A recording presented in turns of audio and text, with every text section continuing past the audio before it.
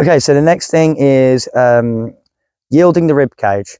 And I call it yielding the rib cage because the crossing of the hind leg is not the most important thing. The moving of the rib cage is. If I can get him to yield his rib cage away from pressure, his back will lift, his pelvis comes underneath him, and he will release the tension from his back.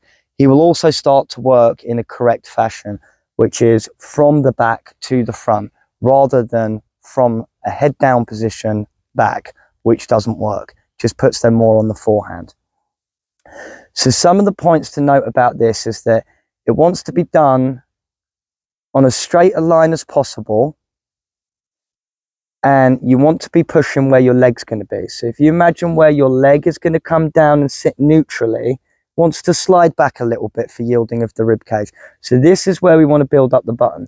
You end up with 3 buttons on the horse. You end up with your go and shoulder button here. You end up with your yielding the rib cage button here, and then you end up with your collection and piaffe button a little bit further back, because as they lift and sit more, your legs naturally end up a bit further back anyway. Okay, so I'm going to start off in this position right next to him. I'm going to hold close to the head. I want to walk him in a semi-straight line, as straight as I can get. I'm then going to slow him down using my left hand and then push on his rib cage where that button's going to be until he moves his rib cage and eventually crosses. The big point to make out is that I'm not pulling his head towards me. So I actually want almost to push my hand slightly to the outside to slow down and stop that outside shoulder. So again, so I want to come forward and then down and almost to the outside. Obviously he's done this a lot, so I don't have to quite push on the rib cage. He's anticipating, which is fine. But again, it's that thing, once I've released the tension from his back using that button, is I then want to come to the front and see if I can't get a neutral. So if he walks forward, is I have to correct that. If he looks away, I have to correct that. If he looks away, I have to correct that.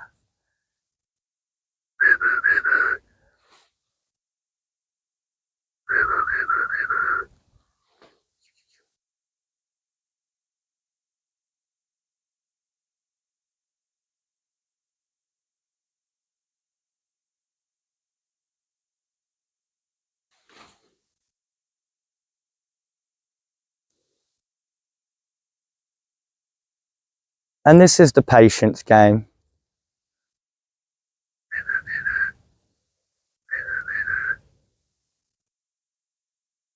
He's really struggling to follow my hand, is I'll help him with some pole pressure, but he's not allowed to tilt his head, however cute it is.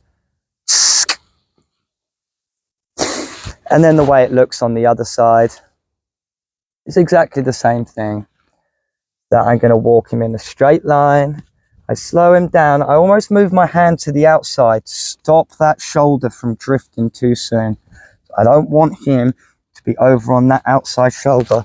And then I push on the rib cage, straight line, push on the rib cage, good boy.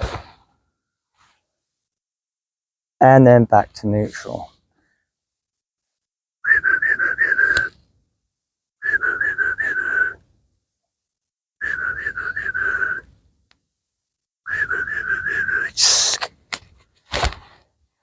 And the same thing.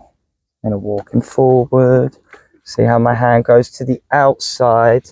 Try and stop that outside shoulder and stop that bend in the neck too much. And if I'm not going to get it, or if he's offering too soon, is I'm not going to ask for it. I'm just going to change direction. What I want is a straight line.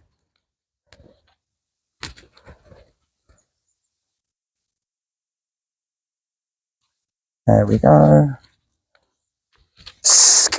Good. And so what the cross really comes from, the cross comes from the rib cage moving into the outside shoulder and the neck being straight, so that the only way they can balance really is to cross that hind leg.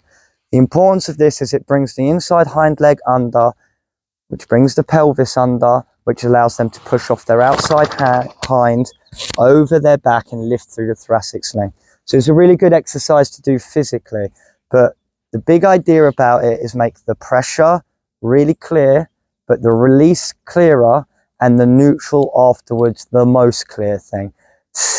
If we do this, then that becomes a relaxing button. Every time we put that inside leg back, the horse releases its tension and brings engagement back to us.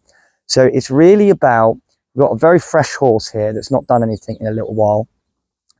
And the only reason he's not doing his typical Araby sass is because we're bringing him up, we're adding tension and bringing him back down to neutral, adding tension, bringing him back down to neutral. It's not a perfect neutral and it's not perfect work, but the engagement is allowing him to stay fairly relaxed, to be able to help him manage his freshness and his emotions and his excitement for being out and playing.